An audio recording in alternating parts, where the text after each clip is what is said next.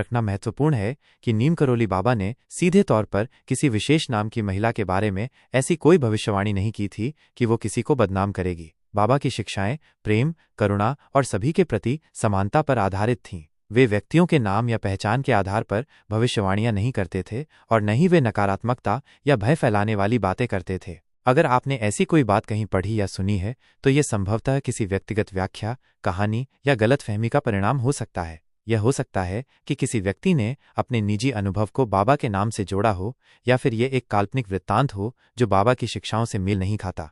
नीम करोली बाबा और नकारात्मक भविष्यवाणियां एक गलतफहमी। नीम करोली बाबा, जिन्हें महाराज जी के नाम से भी जाना जाता है, एक महान संत थे जिन्होंने अपना जीवन प्रेम, सेवा और ईश्वर भक्ति के मार्ग पर चलने में समर्पित कर दिया। उनके आश्रमों और उनके भक्तों के बीच कभी भी ऐसी नकारात्मक भविष्यवाणियों का प्रचलन नहीं रहा है जहां वे किसी व्यक्ति या लिंग विशेष को लेकर किसी के जीवन में आने वाली समस्याओं की भविष्यवाणी करते हों।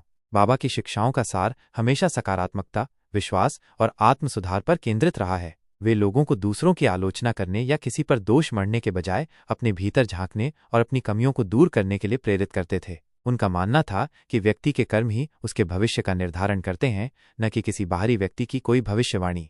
बाबा की शिक्षाओं का वास्तविक सार, महाराज जी के उपदेश हमेशा इस बात पर केंद्रित थे। प्रेम और करुणा। वे सभी जीवों के प्रति निस्वार्थ प्रेम और करुणा का भाव रखने पर जोर देते थे। किसी महिला के नाम से किसी को बदनाम करने की बात उनके प्रेमपूर्ण स्वभाव के विपरीत है। सेवा। वे जरूरतमंदों की सेवा करने को ही ईश्वर की सच्ची सेवा मानते थे। सत्य बोलना और ईमानदारी। वे सच्चाई और ईमानदारी से जीवन जीने की प्रेरणा देते थे। अहंकार का त्याग। बाबा ने हमेशा अहंकार के त्याग और विनम्रता को अपनाने का उपदेश दिया। भगवान का स्मरण, नाम जप। वे भक्तों को हर पल भगवान का नाम जपने की सलाह देते थे, क्योंकि उनका मानना था कि नाम जप सभी दुखों का निवारण है। इन शिक्षाओं में कहीं भी किसी व्यक्ति विशेष के नाम पर किसी के बदनाम होने की भविष्यवाणी का कोई स्थान नहीं है। ऐसी अफवाहों के पीछे क्या हो सकता है?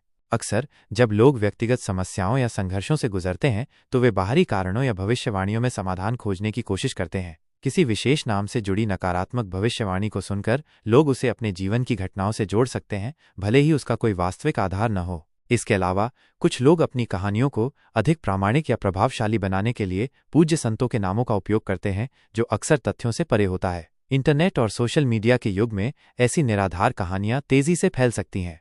निष्कर्ष।